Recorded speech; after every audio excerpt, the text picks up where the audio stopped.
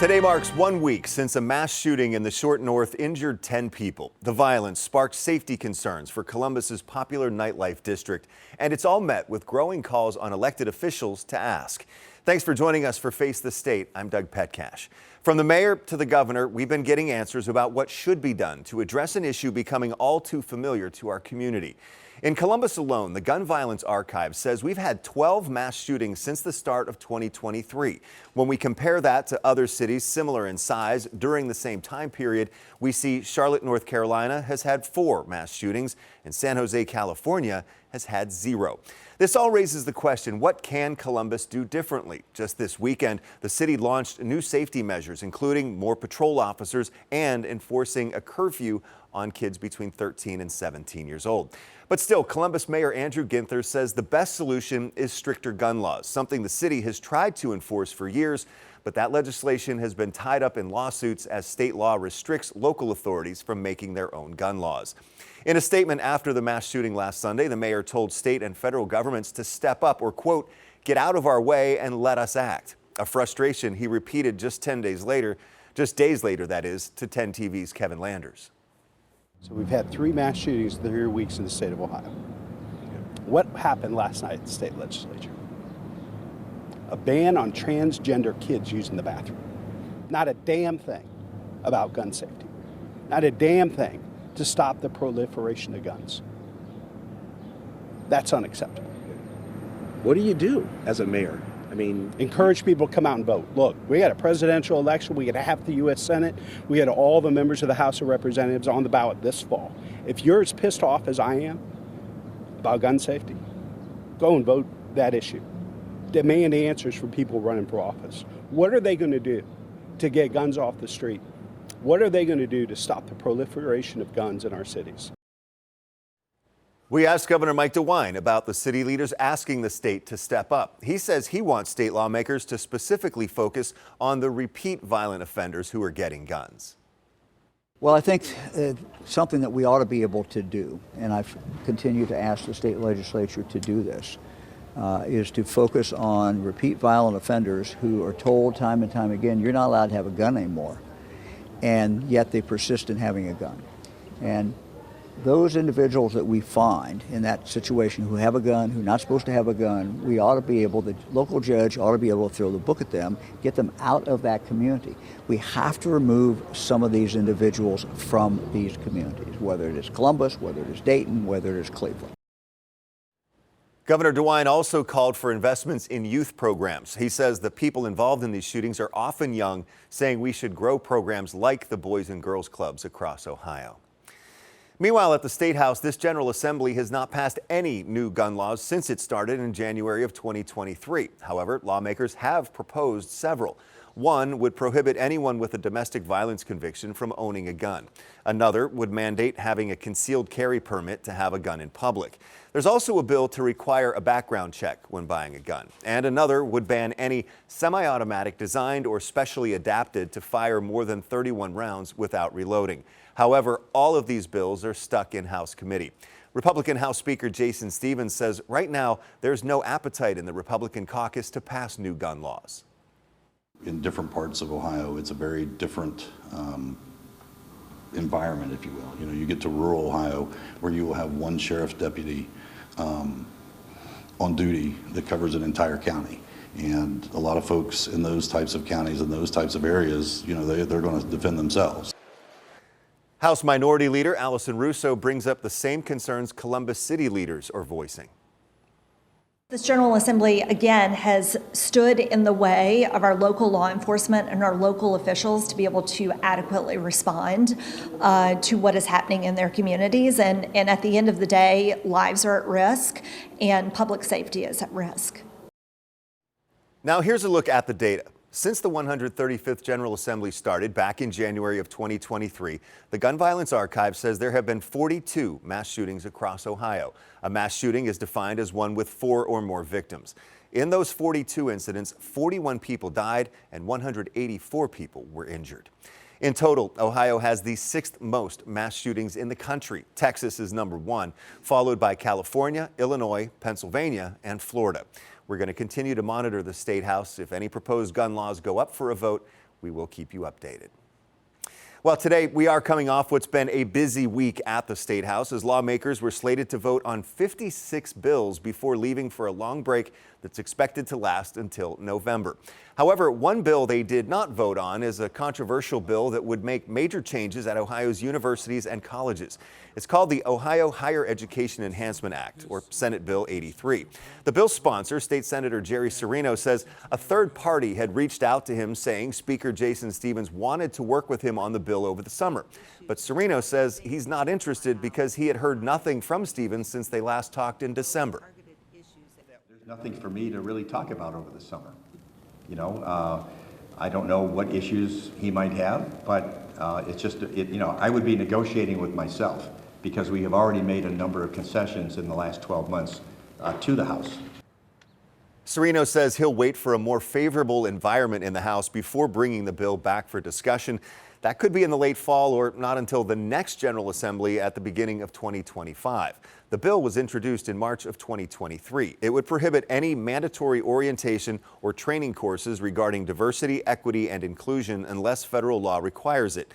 It would also prohibit universities from endorsing or opposing controversial beliefs or policies unless it directly impacts funding or its mission of discovery. It also limits collective bargaining for faculty on issues such as workload or evaluations and tenure. Speaker Stephens has said consistently in the past that there aren't enough votes in the House for Senate Bill 83 to pass, so he hasn't brought it to a floor vote. One bill lawmakers passed in both chambers this past week came with a $4.2 billion price tag. That's the state's capital budget. Governor Mike DeWine signed it into law on Friday. Most of the money will go to build, renovate, and maintain state buildings in places including state parks and universities. But there's something different this year. The budget also includes $700 million in one-time money because of a budget surplus in 2023. That's extra tax revenue. The funding will go to community projects in all 88 counties. That's things like museum and arts projects, sports facilities, pickleball courts, and walking paths. We set aside a pot that would say we're going to return money to the taxpayers through unique community projects, that those projects would either have an economic impact or maybe just improve the quality of life for everyday Ohioans. Now, that bill also includes $600 million for the School Building Program Assistance Fund and $397 million for higher education projects around the state. We're also following a major step forward for Braden's Law. The legislation is now heading to the Senate after the Ohio House passed it before leaving for break. This is a bill 10 TV has followed closely. 15-year-old Braden Marcus was an Olentangy High School football player who took his own life in 2021 when he became the victim of a financial sextortion scam. This proposed legislation honoring him would increase penalties for these crimes, making it a felony with extended prison time. A bill that allows human trafficking survivors to expunge certain nonviolent criminal records is now heading to the governor's desk to possibly become law. The House passed Senate Bill 214 with bipartisan support. Just one lawmaker voted no. The bill expunges records such as drug possession and shoplifting if the trafficking survivor committed the crimes while being victimized. Those in favor of it say a criminal record can be a roadblock for a job, for housing, and for educational opportunities. Without our help, friends, victims have limited options for new life outside of a lifestyle that robs them of their human dignity. The bill will become law 90 days after the governor signs it. Now to a controversial bill the Ohio House passed in a late vote during Wednesday's session. The bill would ban transgender students from using bathrooms and locker rooms that match up with their gender identity. House Bill 183 was added to Senate Bill 104, which then passed as amended. The bill affects K-12 schools and college students. The American Medical Association says it opposes policies like this. Meanwhile, the bill now heads back to the Senate for when lawmakers return from break. Major news at the U.S. Supreme Court could have a ripple effect here in Ohio. The nation's highest court says it will take up a case involving gender-affirming care for transgender youth. It will review the constitutionality of a Tennessee law banning gender-affirming care for transgender minors, such as puberty blockers and hormone therapy. These are teens who identify as transgender who are saying, but if I didn't identify as transgender, then some of these treatments would be available to me. So this is a violation of the 14th Amendment Equal Protection Clause. You're treating similarly situated people differently, and you don't have a good enough reason to do so. Arguments are set to take place in the fall. Meanwhile, here in Ohio, a hearing on the future of House Bill 68 is set for next month. The law bans gender-affirming medical care for transgender youth and prohibits transgender athletes from playing women's and girls' school sports. Last month, the judge rejected a state request to narrow the temporary restraining order, or TRO. The law was supposed to go into effect on April 24th until a lawsuit was filed against it. Gone for the summer. Coming up on Face the State, we welcome in two State House reporters to break down what's been a busy few months in our state's capital as state lawmakers begin their months-long break. Plus, for most kids, summer is one of the best times of the year, but for others, it can be a challenge. Still ahead, how a local food bank is helping take the stress off parents when it comes to feeding their kids this summer.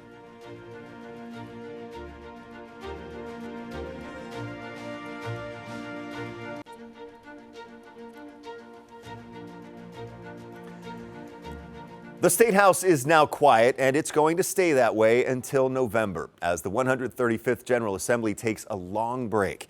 Our reporter roundtable is taking a look at what they've done over the past several months and looking ahead to what's next. Joining me today is Cleveland.com and Cleveland Plain Dealer politics reporter Jeremy Pelzer and reporter and producer with Ohio Public Radio and Television State House Bureau Joe Ingles. Joe, Jeremy, thank you both for being here again today. Thank you. Appreciate it. Well, we're going to talk about what the legislature did, but let's start off with what they didn't do this time around. We spent a lot of time at the top of the show talking about gun violence here in the city of Columbus and across the state and what's been done and what hasn't been done. The state legislature hasn't passed a gun safety or gun control law in years. What is holding this up, Jeremy? If anything, the state legislature's taken a lot of action to relax existing gun control laws. For example, now you don't need a permit to carry a concealed weapon, and this, of course, has come after several mass shootings, not just the one in Columbus, but if you look at Dayton in 2019 and a number of others. The governor a few years ago proposed, he doesn't want to call it a gun control bill, but it was essentially a gun control bill. It's gone absolutely nowhere in the legislature. I don't expect that will change anytime soon. There's just not a belief that these mass shootings will be curbed by restricting guns in the way that Democrats want them to be. And Joe, Jason Stevens, the Speaker of the House, has said there's no appetite in the House. Right, and I've heard a lot of voters say that they would like to see the current gun laws on the books enforced, because a lot of times you see some of these crimes and they involve people who should have had guns taken away by current laws, but they weren't removed. So there is an appetite for that in this General Assembly, but the question is, how do you do that? It's real easy to say some things, but it's not as easy to do them. Another big issue that didn't have any action taken on it this time was marijuana in terms of legislation. Now, rules are being rolled out and licenses are now being approved to sell for recreational adult use marijuana. We heard a lot about negotiations between the House and the Senate and different parties involved in this whole thing, but nothing has come about. Joe, do you know what's holding it up at this point? Well, there's a lot of disagreement over marijuana. And again, like guns, marijuana it depends on where you are a lot of times as to how you perceive it. A lot of even the rural areas where you have lawmakers from those counties where they don't have a lot of where you would think maybe that's not a popular option, they're very, very reluctant to go in and try to change something that their voters have approved. And that's there was language, general skeleton outline in the language that was on the ballot last year. And so now we've got the Cannabis Control Agency of the state who's going through and actually making the detailed rules. And some of the things that voters are talking about that they would like to see controlled, for example, marketing to kids or having pot around kids, smoking in public. outdoors. Yes, those kind of things. The Cannabis Control Commission is actually coming in and they're writing rules that take those into effect. So there seems to be, among some lawmakers, a question of really do we need to do anything right now? But isn't there still a question, though, about like the revenue from taxes and where it would go? Correct. And for those more controversial issues, the main holdup has been House Speaker Jason Stephens. Right after the November election last year, Matt Huffman, the Senate president, came out saying, hey, we need to change the tax rate. We need to make a number of other changes. The governor came out, said, well, we need to take action and pass a bill right away to change this law. And it's been Jason Stephens who's been slow walking this and really effectively, as you said, leaving it up to changes to be made through rules. And so, as Joe said, there's a number of things that people can agree on, like don't market to children, don't smoke outside, don't have billboards, Delta 8, restricting Delta 8 products.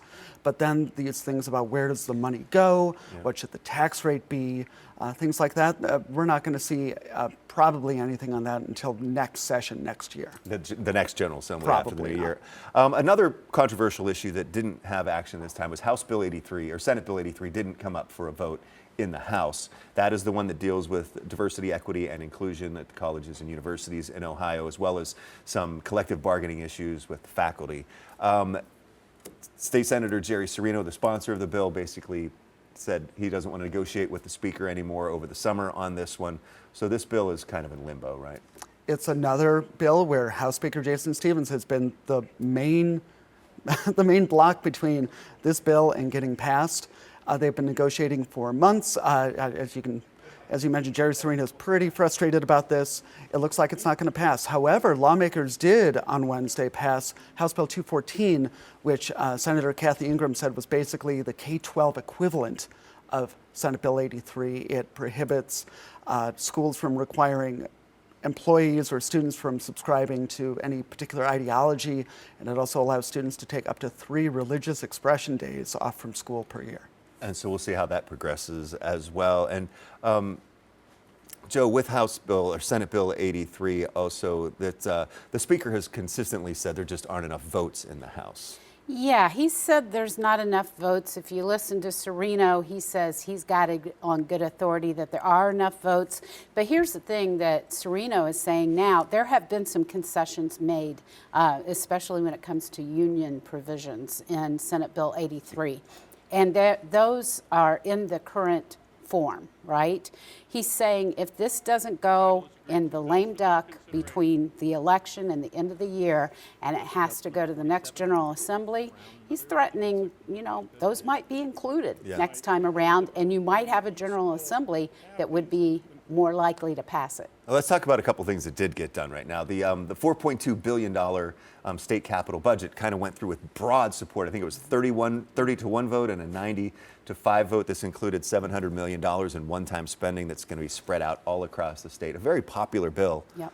Among the lawmakers. Yeah, everyone got something out of it. Out of the cookie jar. Yeah, right? yeah. And, with that one-time money, that $700 million of one-time money, that allowed the lawmakers to go in and do some things that are popular in the communities. In fact, that's how they got this list of what they funded. A lot of that came from communities saying, we need pickleball courts or we need whatever it is. That's something they really wanted. They got it out of this. And now the lawmakers are going home for the summer. They're going to be campaigning because they want to win. Yeah. And guess what's going to happen? They're going to be able to say, those pickleball courts, you got it. I brought them to you. You can put their name on them. Right? Exactly. Well, some of the things Columbus is getting particularly is $10 million for a new Columbus Symphony building. Hopewell, the newly designated UNESCO World Heritage Site, the Hopewell Mounds around Newark and also around Southern Ohio, they're getting $13 million out of this. There are tens of millions of dollars to renovate the Rife and Rhodes Center downtown. So Columbus is getting a big share of this money. Let's look forward right now, too. Long break, and then they call it the lame duck session coming back in November. What do you expect to happen? Chaos. I expect chaos, and there's a couple of factors that determine how much chaos there will be. One is everyone's going to be looking at the House Republicans' election for Speaker next year. Jason Stevens is trying to hold on against Senate President Matt Huffman, who is term limited, and so he's trying to take over as Speaker. That's yet to be determined who has the votes for that. But if Matt Huffman wins that and Jason Stevens becomes basically a lame duck speaker, then you're going to have a situation where you're going to see Stevens trying to get everything he can through or block everything before Huffman becomes speaker next year. What do you expect, Joe? Yeah, I agree. Chaos is going to rule the day. I think that we're going to see a lot of things there are a lot of controversial bills that have either passed one chamber or the other. We're going to see a real push to get those through. We're going to see however it goes in November, if Ohio elects, Republicans like they have in recent elections, I think we could definitely see, more of this conservative legislation that's out there be sheltered through. So I know all of our focus is now going to turn to the election as well. But Joe, Jeremy, thank you again for your time today. Really appreciate you coming in. Thanks for having me. Thank you. Well, providing free meals one kid at a time. When we come back, how a local food bank is making sure every child has a good meal this summer.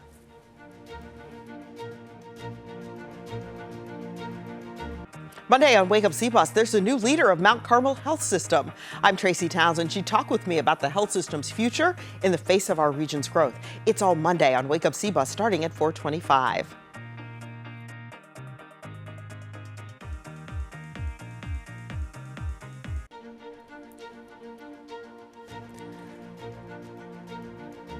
For most kids, summer is one of the best times of the year, but for parents, it can sometimes be the opposite, especially for those struggling to put food on the table.